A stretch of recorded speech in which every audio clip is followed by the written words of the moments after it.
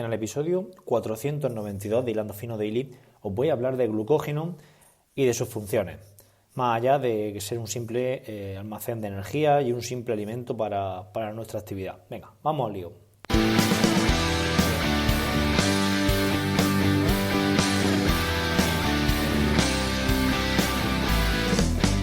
Buenos días, tardes o noches, familia. Bienvenido al episodio 492 de Hilando Fino Daily, lugar donde expreso todo aquello que se me va pasando por la cabeza sobre el deporte en general y el triatlón en particular. Hoy es miércoles 26 de febrero de 2020 y como siempre, pues te animo a que te pases por hilandofino.net, mi hogar en la red, donde tienes la academia, donde tienes mis servicios que presto como entrenador personal, donde tienes el podcast privado incluido dentro de la academia, que precisamente hoy ha publicado el episodio 27, donde rescato una entrevista que le hice, una recopilación de preguntas que le hice a Pedro José de Ergobike sobre biomecánica del ciclismo. Y bueno, quería rescatarlo y tenerlo ahí en formato podcast para que pues toda la gente pueda escucharlo, todos los que estéis suscritos. Venga, vamos con este episodio 492. Estoy suscrito a la lista de correo de Aitor Biribey de la página Glut for Science. Os dejaré el artículo del que voy a hablar hoy en las notas del podcast. Y bueno, pues me llegó por un mensaje de la lista de correo de un artículo que había publicado, ¿no? Y bueno, el artículo se titulaba el glucógeno, un mero almacén de energía. Esto en forma de pregunta, ¿vale? Y bueno, y de eso es de lo que quiero hablar hoy. Os animo a que os paséis por esa página porque es una página que está genial, es muy divulgativa. Aitor coge artículos de primer nivel científico y los traduce, no es que los traduzca, sino los mastica y los divulga en un lenguaje que todos podamos entender. Y la verdad que yo no voy a transformar demasiado lo que él diga porque ya es bastante sencillo de comprender. Simplemente quería comentar un poco lo que dice ese artículo, ¿vale? Como os digo, hoy tenéis en las notas del podcast la página donde está el artículo, por si queréis echarle un vistazo y navegar un poco por ese sitio web que está genial. A ver, hoy en día, el glucógeno ha dejado de considerarse como un simple almacén de energía, ¿no? Como un depósito donde la energía se va acumulando para que nosotros en nuestras carreras pues estemos ahí, ¿no? Bien fuertes, ¿no? Posee otras funciones adicionales. Realmente, cada vez que nosotros pensamos en el glucógeno, y a mí me sucede mucho, pues pensamos en un tanque, ¿no? Que se vacía y tenemos que llenarlo todos los días, cada vez que entrenamos, y que luego pues hay estrategias por ahí para que ese tanque se ensanche un poco y que le entre algún litro más de gasolina al depósito, ¿no? Y para usted de contar, poca gente piensa en ninguna función más. Y bueno, y en este artículo pues se comentan diferentes funciones adicionales a esa función simplemente energética que todos sabemos que tiene el glucógeno, ¿no? La primera de las funciones es que el glucógeno actúa como un señalizador celular. De hecho, mucha gente de la comunidad científica lo considera como una pseudohormona, ¿vale? Que regula diferentes funciones en el organismo más allá de darnos alimento. Hablando de esta primera función, parece ser que el glucógeno tiene la capacidad de estimular distintas vías de señalización de genes, potenciando el fenotipo oxidativo, la sensibilidad a la insulina y algunos procesos de degradación de proteínas, entre otros procesos. Esto es muy interesante porque nos hace ser más resistentes, es decir, cuando el organismo detecta que el glucógeno está bajo, por debajo de un determinado umbral, que ahora hablaré un poco de eso, pues parece ser que se activan una serie de procesos, ¿no? Que a nivel celular, ¿no? A nivel intracelular, pues hace que potencien ese fenotipo oxidativo, es decir, nos hace ser más resistentes, nos convierte, es decir, como si fuéramos Power Rangers, nos metamorfoseamos en personas más resistentes que expresan mejor ese fenotipo oxidativo, ¿vale? Está de moda, entre comillas de moda, el concepto de umbral de glucógeno, es decir, un umbral de almacenamiento de este sustrato a partir del cual se pueden estimular diferentes procesos relacionados con la transformación, como he dicho, a nivel genético hacia un fenotipo más oxidativo, más resistente, ¿no? Y esto pues está en torno a un umbral, ¿vale?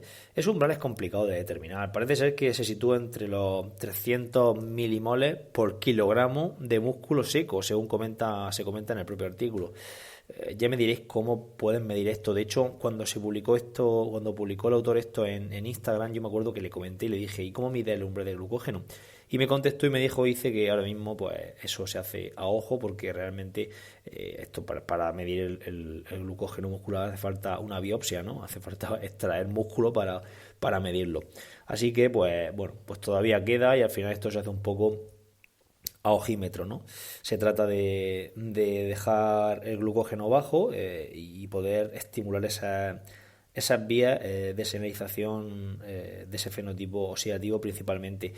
¿Qué pasa aquí? Pues que lo interesante de que yo veo aquí de todo esto es que ese umbral se sitúa en torno a esos 300. No quiere decir que tengamos que estar completamente sin glucógeno. Entonces, lo interesante sería saber a cuánta falta de comida, ¿no?, corresponde ese umbral, para no tener que estar pasando penurias, no comiendo ningún tipo de hidrato, o midiendo al milímetro la no ingesta de hidratos, porque parece ser que no hace falta llegar a ese vaciamiento completo, o casi completo, sino que hay un umbral que está un poco más arriba y que a partir del cual pues los beneficios ya se consiguen, ¿no? Bueno, por otro lado, la función segunda sería que actúa como un modulador metabólico.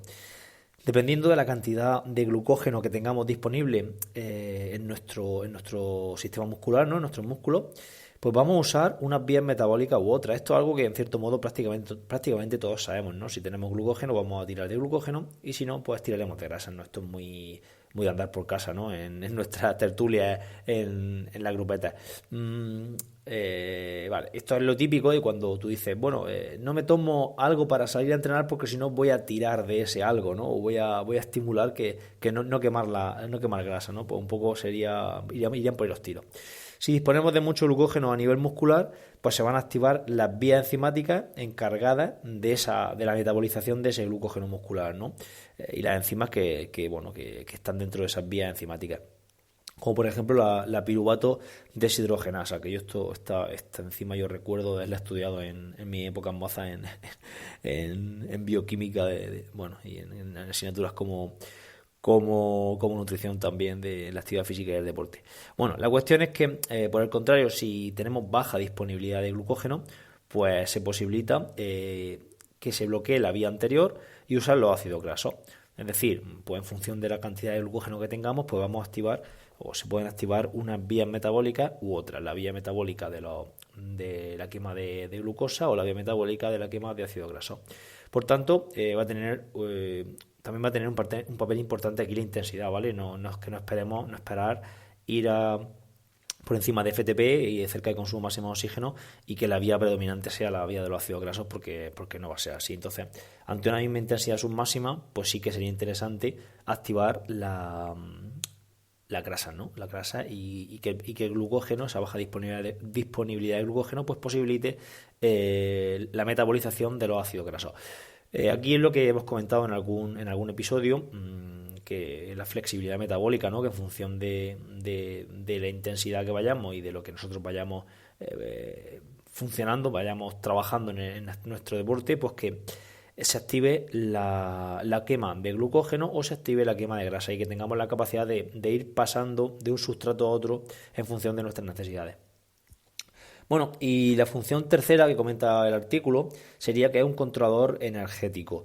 En función de la cantidad de glucógeno que existe en músculo y en hígado, principalmente en el hígado, que que es el órgano regulador de nuestro estado energético, pues si hay glucógeno hepático, a nivel hepático en el hígado, pues el organismo va a regular los niveles de glucosa a partir de este, es decir, va a utilizar ese glucógeno a través de la glucogenólisis para regular sus niveles de glucosa en sangre, ¿no? En cambio, si los niveles son bajos a nivel hepático, pues va a entrar en juego la gluconeogénesis, ¿vale? No confundir gluconeogénesis con lo que he dicho antes, con glucogenólisis, ¿vale? La glucogenólisis sería la obtención de glucosa a partir de glucógeno, y la gluconeogénesis sería la obtención de glucosa a partir de otros sustratos, como son los aminoácidos, las proteínas, ¿no?, y los lípidos.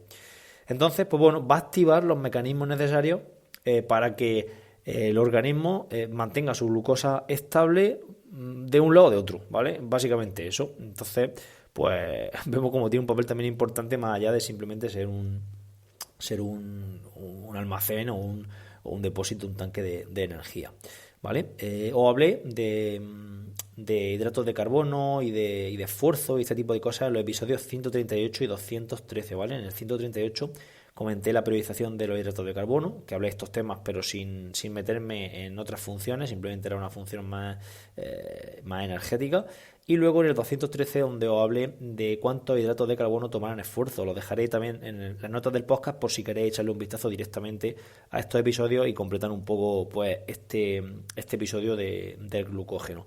Igualmente, de nuevo, os animo a que entréis en la página de Editor y que naveguéis un poco y leáis, porque son artículos que no son muy largos y bueno, y la verdad que hace un papel de divulgación exagerado y buenísimo. La verdad que a mí me gustó mucho su página porque está todo muy bien referenciado y todo con evidencia actual. Y bueno, no quería comentaros mucho más hoy, yo creo que ya está bien. Muchas gracias por estar ahí, muchas gracias por vuestras suscripciones, por vuestras valoraciones, por vuestros comentarios. Y bueno, y por todo en general y darle sentido a todo esto. Mañana volvemos con otro episodio. Hasta mañana, amigos. Adiós.